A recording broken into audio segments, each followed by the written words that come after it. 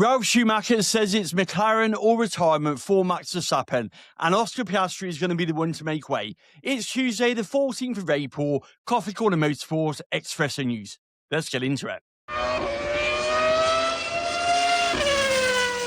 Ralf Schumacher has gone public with what would be the most explosive driver market theory of the current Formula One season.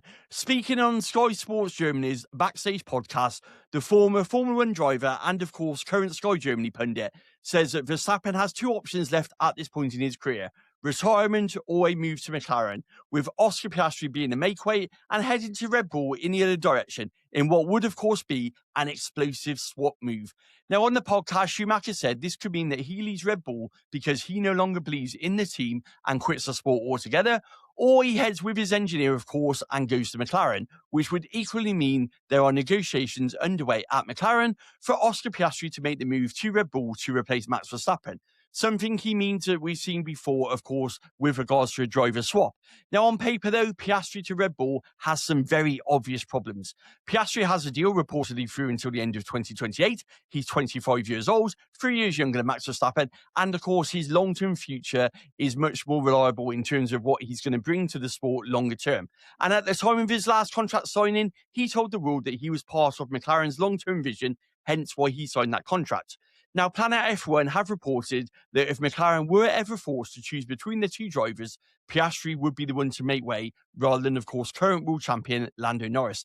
That is a pretty clear move, given the relationship that Lando enjoys with both Zak Brown and, of course, the McLaren team as a whole. But that is a very different thing from a done deal, especially if you consider that would leave McLaren with a Lando and Max partnership.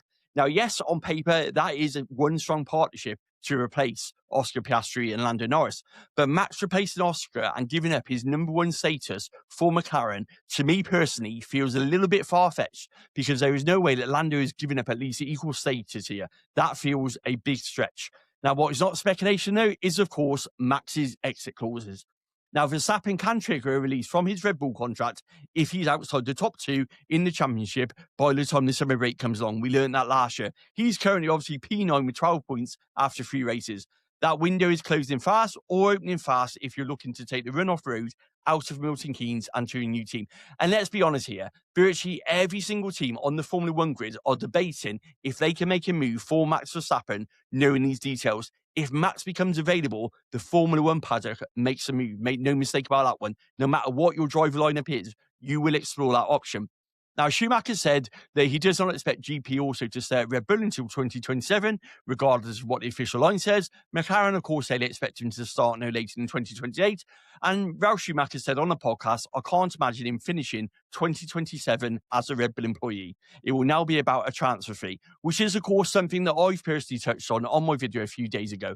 But Max to McLaren is the latest silly season rumour doing the rounds. Now, with regards to the regulations debate, a new entry, and that is the FIA have spoken out to British media outlet The Guardian over the Oliver Bearman crash and their thoughts about this.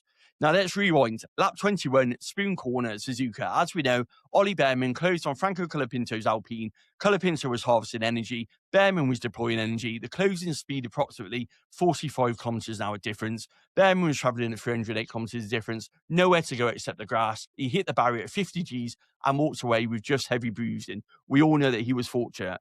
Now, the GPDA director, Carlos Sainz, made that position clear after the race. The drivers have warned the FIA that this is coming. He said, imagine those closing speeds at Baku, Singapore, or even Las Vegas, next to the walls, not next to a gravel trap.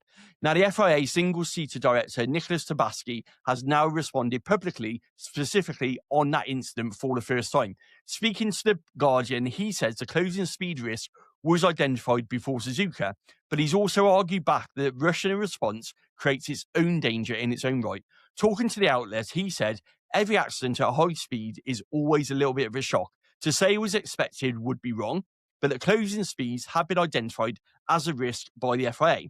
When we've introduced changes in a much more hurried way, the risk is that we make things worse, or that we cause all sorts of other issues. So that's why we need to have a little bit of time to analyse what happened before we make a decision. Now, the big question, though, is what happens now? Because the drivers have said they've warned the FIA. The FIA said they knew this was coming. The question of why nothing was done before Bearman ended up in the barrier at Suzuka has not actually been answered yet. And more importantly, despite all of these meetings, we've currently got no changes to the current regulations. Keeping on the theme of regulations, one of the voices calling loudest for change is someone who watched the 2026 regulations being built from the inside of the team, but is now finding himself on the outside looking in. Helmut Marko has a new role since, of course, retiring from Red Bull. He is now the Red Bull Ring ambassador, and speaking to both ORF and Klein Zalbo this week, he's gone beyond calling for tweaks. He wants a complete U-turn in the 2026 regulations. His argument is quite simple. He said that the near 50-50 split between the combustion and the electrical power was a decision that was made at a different moment in time, when electrification looked like it was the only direction of travel for Formula One and their manufacturers. He said that at that time, the manufacturers pushed for it. Some of them have since moved on from that situation. He told ORF the regulations were decided at a time when there was still hope that electric would be the only way forward. They certainly overlooked a few things when they concocted these regulations. What he wants changed, though, is specific. He says that a full battery overtaking an empty battery is not racing. He told them that it's too complicated and the software plays a too dominant role. I don't know if this can be rectified in a single season, but something has to be done. He says that he wants the battery share reduced, driving skill back at the centre of the sport, and of course, with the FIA due to meet for that decisive meeting on April the 20th, after sporting and technical sessions on the 15th and the 16th, Helmut Marko has been clear. Tweaks are not enough to save these regulations. They need wholesale changes. Stepping away now from the regulations route entirely, and a story yesterday that erupted after a bold calendar statement, which has quickly been shut down by people in the know. Now, Indian Sport Minister stood up in New Delhi on Monday and he made the bold claim there will be a Formula One race in India in 2027. This is 100% happening. The first race will be at the Buddha International Circuit. Now, this, as you can imagine, went absolutely viral online. Many reporting that the deal was due to be announced on the back of this statement. However, Formula One have told Racing 365 and Crash.net the complete opposite for this statement. That statement from Formula One says that whilst India is a valuable market with an amazing fan base, the sport will not be racing there in 2027. Interest in hosting the championship has never been stronger, the statement goes on to say, and there are limited numbers of spaces on the Formula One calendar. Now, there is, of course, a clamour to get racing back to India, as we know. The Indian Grand Prix ran 3 times in 2011, 2012, and 2013 at the Buddha International Circuit. Sebastian Vettel won all 3 of those races, but it was dropped when the state government classified the event as entertainment rather than sport. This then triggered import duties and made financial losses that made it completely unviable to continue racing in India. Now, Karun Chandra tweeted about the proposal online, with the former racer and current Sky pundit saying, "It's good to see the ambition, but 2027 is too soon for the level of work needed. The track owners need to carry out work on the circuit, work on a financial model, and the regulatory and taxation issues 2029 and 2030 will be the earliest."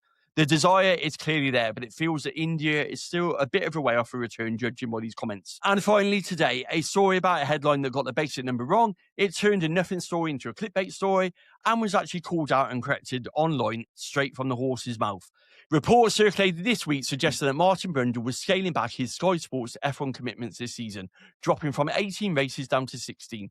Now, Brundle went straight to social media to correct this misinformation, with Racing 365 reporting on his response. He called it utter clickbait nonsense. "I've done 16 races per year for a good while now and continue to do so. In fact, with the cancellations, I'm at 15 of the remaining 19 races for the 2026 season, subject to ruled events, of course, as always." Now, that baseline figure in the reports was simply wrong. Brundle has been on the 16-race schedule for several seasons now. The 2026 calendar is now 22 races, of course, after Bahrain and Saudi Arabia were cancelled, although there is some talk of F1 considering a late move to extend the calendar and bringing Saudi Arabia back. I did a video on that one earlier. Feel free to check that one out. Now, Brundle attended Australia, he missed China and Japan, and he continues on the same schedule throughout the year, a rotation basis that Sky have adopted for a while now. With a 24-race calendar, we often see their lineup switched about, with Crofty also missing races. It's not out of the ordinary, it's just a sign of the growing demands of a sport that spans most of the calendar year. Brundle has, of course, been part of Sky F1's coverage since the channel was first launched in 2012. 14 years in that role, and of course, he did the role before that as well for other broadcasters. The sport has grown dramatically and is more demanding, and all of this is a broadcaster reflecting that in its commitments. So the April the 20th meeting carries much more pressure than any race weekend so far this season. The FIA will need to not only satisfy drivers who feels their warnings were ignored, manufacturers who built their entire programs around regulations that are now of course being reviewed, but a fan base that is clamoring for changes as well. We've got a four-time world champion whose future is being mapped out on a German podcast by Ralf Schumacher, who has laid out where he feels his destination is likely to be. Neither one is good for Red Bull, though. Helmut Marko says that the sport overlooked things it should have caught, and Martin Brundle has the same job he woke up with yesterday, regardless of what anyone else has put online. This is your Espresso News. Everything is linked in the description. I will catch you tomorrow.